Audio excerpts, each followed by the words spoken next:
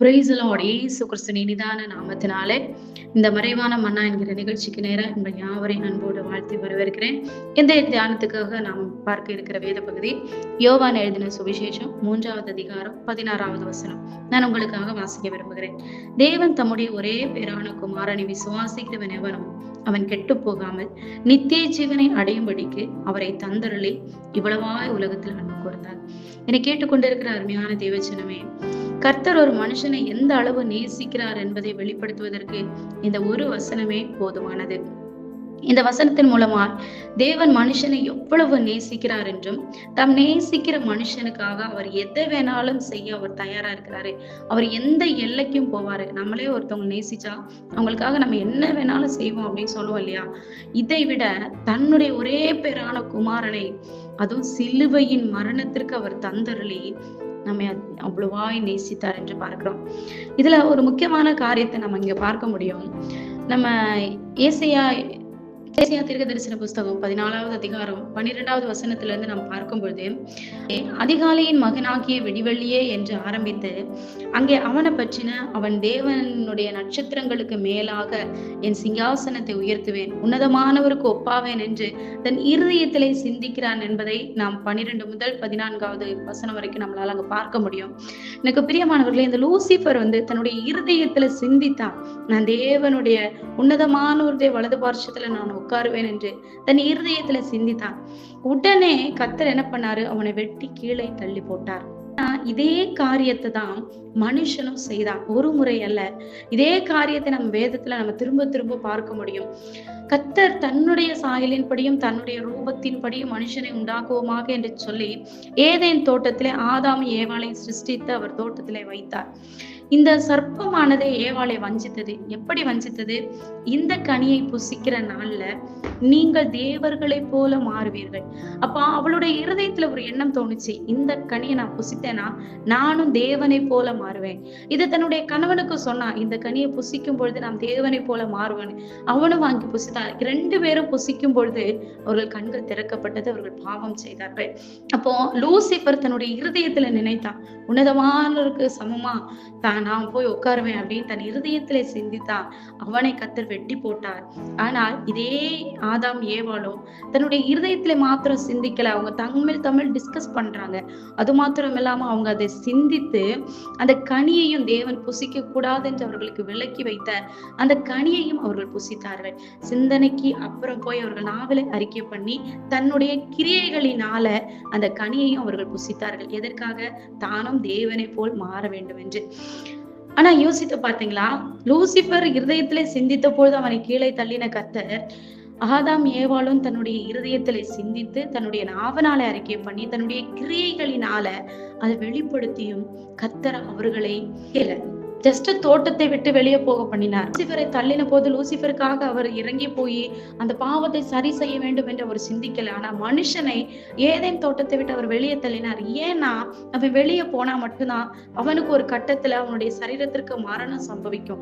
அப்படி மரணம் சம்பவித்தாதான் அடுத்த ஜெனரேஷன் அப்படியே தொடர்ந்து தேசத்துல வந்து கொண்டே இருப்பாங்க. அப்படி ஜெனரேஷனா வரும்போதுதான் இயேசு கிறிஸ்து மனுஷனாக பூமியில பிறந்து பிதா தன்னுடைய ஒரே பேரான குமாரனை பூமியிலே கொடுத்து இந்த ஆதாம் ஏவாள் செய்த பாவத்தை இயேசு கிறிஸ்து மூலியமாய் நிவர்த்தி செய்ய முடியும் என்கிற ஒரே காரணத்திற்காக தேவன் அவர்களை மன்னித்தார். உண்மையை சொல்ல போனமா இருந்தா தேவன் அவர்கள் செய்த பாவத்தை மன்னித்து அதுக்கு சொல்யூஷனே அவர் ரெடி பண்ணி அவர்களை ஏதேன் தோட்டத்தை விட்டு வெளியே தள்ளினார். அதனாலதான் தேவன் அவர்கள் மீது இரக்கம் வைத்து அவர்களை ஏதேன் தோட்டத்தை விட்டு வெளியே தள்ளினார். அதோடு நிக்கல, பல ஆண்டுகள் இந்த மனுஷனுடைய இருதயத்துல இப்படிப்பட்ட எண்ணங்கள் தோன்றிக்கொண்டே இருக்கிறது. இதை நம்ம எங்க பார்க்க முடியும்னா, புதிய ஏற்பாட்டுல இயேசு கிறிஸ்து மனுஷனாய் பிறந்து தம்முடைய 12 சீஷர்களையும் தேர்ந்தெடுத்து ஊழிய பாதையில ஊழியம் செய்து கொண்டிருந்த நாட்கள்ல மார்க் எழுதின சுவிசேஷ புஸ்தகம் 10வது அதிகாரத்துல 35வது வசனத்துல இருந்து நாம் பார்க்க முடியும். செபெதேயுவின் குமாரர்களாகிய யோவானும் யாக்கோவும் இயேசு கிறிஸ்துவினுடைய ராஜ்யத்துல அவர் வரும்பொழுது அவருடைய வலது பார்ச்சத்திலையும் இடது பார்ச்சத்திலையும் இவர்கள் இருவரும் உட்கார வேண்டும் என்று விரும்பினாங்க. அவங்க விரும்பினது மாத்திரம் அல்ல, போய் அவங்க தாயார்கிட்ட சொல்லி அவங்க தாயாரை கூட்டிட்டு வந்து அவங்க தாயார் இயேசு கிறிஸ்து கிட்ட கேட்கிறாங்க, உம்முடைய வருகையில என்னுடைய 2 பிள்ளைகளும் உடைய வலது பார்ச்சத்திலே இடது பார்ச்சத்திலே உட்காரும்படி நீர் உத்தரவு கொடுக்க வேண்டும். எனக்கு பிரியமானவர்களே, ஏதேன் தோட்டத்துல ஏவாளை சர்ப்பமானது வஞ்சித்தது. ஆனா இங்க இவர்களுடைய இச்சையானது இவர்களுக்கு அப்படிப்பட்ட ஒரு தாட்டை கொண்டு வருகிறது. செய்த அதே பாவம் தான் திரும்பவும் இங்கேயும் இயேசு கிறிஸ்துவிட்ட டைரக்டா பிசாச ஏவாளாவது சாத்தான் வஞ்சித்தது என்று சொல்றதுக்கு ஒரு காரணம் இருந்தது. ஆனா இங்க யோவானும் யாக்கோபும் சிந்தித்ததுக்கு, அவங்க பேசினதுக்கு காரணமே இல்லை. யாரு மேலே அவங்களால பழி போடவே முடியாது. தானாகவே இயேசு கிறிஸ்துவின் இடத்திலே வந்து கேட்கிறாங்க. இதையும் கர்த்தர் மன்னித்தார். மன்னித்ததோடு மாத்திரம் அல்ல, இதே யோவானை கொண்டு கர்த்தருடைய 2ஆம் வருகை குறித்துதான ரகசியத்தை, 2ஆம் வருகையில என்னென்ன சம்பவிக்க போகிறது, பரலோகம் எப்படி இருக்கும், நரகம் எப்படி இருக்கும், கர்த்தருடைய வருகைக்கு அப்புறமா நம்முடைய நீண்ட கால வாழ்க்கை எப்படி இருக்கும் என்கிற எல்லா காரியத்தை குறித்த தரிசனத்தையும் இந்த அப்போஸ்தலனாகிய யோவானுக்கு கர்த்தர் வெளிப்படுத்தினார். எனக்கு பிரியமானவர்கள், இதன் மூலமா நாம் என்ன புரிந்து கொள்ள முடிகிறது? லூசிபர் செய்த அதே பாவத்தை, அதே தவறை மனுஷன் செய்யும் போது லூசிபரை கைவிட்ட தேவன் மனுஷனை கைவிடல. கர்த்தர் மனுஷன் மீது அவ்வளவு அன்பு வைத்திருந்தார். ஏன்னா அவன் இருதயத்துல சிந்தித்தான். மனுஷனோ நாவிலே அறிக்கை பண்ணி அதை டிஸ்கஸ் பண்ணி தன்னுடைய கிரியைகளை அதை காண்பித்த பொழுதிலும் அந்த நேரத்தில் அவர்கள் மீது கோபம் கொள்ளாமல் இதற்கான சொல்யூஷனை அவர் கண்டுபிடித்து ஆதாம் ஏவாளை ஏதேன் தோட்டத்தை விட்டு அவர் அப்புறப்படுத்தினார். நம்ம இது எவ்வளவு அனுபவித்திருக்கிறார். அப்பவே அவர் முடிவு பண்ணிட்டாரு, இவங்க பழத்தை புசித்து பாவம் செய்தார்கள் என்று தெரிந்த உடனே தன்னுடைய ஒரே பேரான குமாரனை பூமிக்கு கொடுக்க வேண்டும் என்று அங்கேயே அவர் தீர்மானம் பண்ணி வைத்திருந்தார். எவ்வளவு அன்புள்ள தேவன்! அவ்வளவு அன்புள்ள தேவனை இன்றைக்கு நாம் எப்படி பார்க்கிறோம்? தேவன் மனுஷன் மீது வைத்த அன்புக்கு ஈடு என ஏதுமே இல்லைங்க. அவர் அப்படி மனுஷனை நேசித்தார். கர்த்தர் இன்றைக்கும் உங்களை நேசிக்கிறார். இன்றைக்கும் அவர் நேசிக்கிறார். நம்ம என்ன தவறு செய்தாலும், என்ன பாவம் செய்தாலும் கர்த்தர் இன்றைக்கும் நம்மை நேசிக்கிறார். நம்மை நேசிக்கிற ஒரே காரணத்துக்காக நம்முடைய ஒரே பேரான குமாரன் அவர் இந்த உலகத்திற்கு தந்தருளி உங்கள் மீதும் என் மீதும் அவர் அன்பு வைத்திருக்கிறார். அது சாதாரணமா உலகத்திற்கு கொடுக்கல. அவர் உலகிற்கு வந்து அடிக்கப்பட்டு நொறுக்கப்பட்டு தன்னுடைய சரீரத்துல இருக்கிற கடைசி சொட்டு ரத்தம் வரைக்கும் அவர் கல்வாரி சிலுவையில சிந்தி தன்னுடைய ஜீவனே ஒப்பு கொடுத்தார். எதற்காக? தேவன் நம் மீது வைத்திருக்கிற அன்பு அவ்வளவு பெரியது. இந்த வார்த்தைகளை கேட்டுக்கொண்டு இருக்கிற அன்பான தேவச்சனமே, கர்த்தர் உங்களிடத்துல பெருசா எதுவுமே எதிர்பார்க்கலங்க. அவருடைய அன்பை அவர் வெளிப்படுத்தி விட்டார். இப்பொழுது நம்முடைய டேன். நான் சிலுவையில மறிக்கணுமா, நான் மடிக்கப்படணுமான்னு கேட்டா இல்ல. நாம் அவரை நேசித்தால் மாத்திரம் போதும். அந்த நேசத்தை அவர் நம் மீது வைத்த அன்பை தன்னுடைய குமாரனை சிலுவையில பலியாக கொடுத்து அவர் வெளிப்படுத்தினார். நாம் அவர் மீது வைத்திருக்கிற அன்பை நம்ம எப்படி வெளிப்படுத்த முடியும்? ஒன்றுமே இல்லை. அவரை விசுவாசித்தால் மாத்திரம் போதும். அவர்தான் மெய்யான தேவன். அவர்தான் நம்மளை சிருஷ்டித்தார். அவர்தான் நம்மளை மீட்டு கொண்டார். அவர்தான் வானத்திலே பூமியிலே அவருக்கு நிகரானவர் ஒருவருமே இல்லை. அவர் ஒருவர் தான் கடவுள். ஒருவர் தான் மெய்யான தேவன். ஒருவர் தான் எல்லாவற்றிற்கும் மேலானவர். எல்லா மகிமைக்கும் எல்லா கனத்திற்கும் எல்லாவற்றிற்கும் பாத்திரர் அவர் ஒருவர் தான். அப்படிங்கிற ஒரே ஒரு விசுவாசம் நமக்குள்ள இருந்தா மாத்திரம் போதும். அவர் 2ஆம் வருகையிலே அவர் மறுபடியும் வருவார். வெளியரங்கமாய் அவர் மறுபடியும் நம்முடைய கொடா கோடி தூதர்களை அழைத்து கொண்டு அவர் மறுபடியும் வருவார்.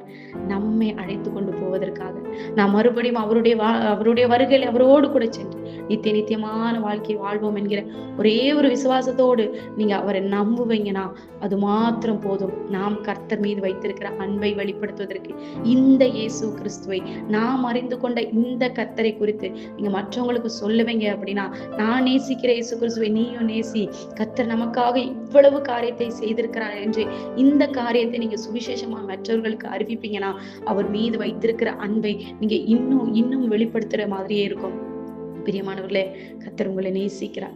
உங்கள் மீது அவ்வளவு அனுபவித்திருக்கிறார். இன்றைக்கே கர்த்தருடைய சமூகத்துல நீங்க ஓடி வந்து நீங்க அவர்கிட்ட சொல்லுங்க, ஐ லவ் யூ டாடி, நானும் உங்களை நேசிக்கிறேன்ப்பா.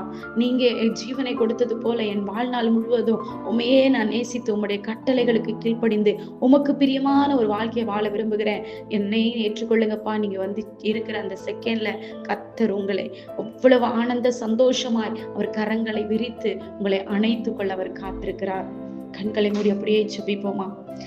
எங்களை அதிகமாய் நேசிக்கிற அன்பின் பரிசுத்த பரலோக பிதாவே, அப்பா, அந்த வார்த்தைகளின் மூலியமா உம்முடைய அன்பை குறித்து ஆண்டவரே ஜனங்களுக்கு வெளிப்படுத்த கர்த்தர் கொடுத்த கிருபைக்கு ஸ்தோத்திரம்.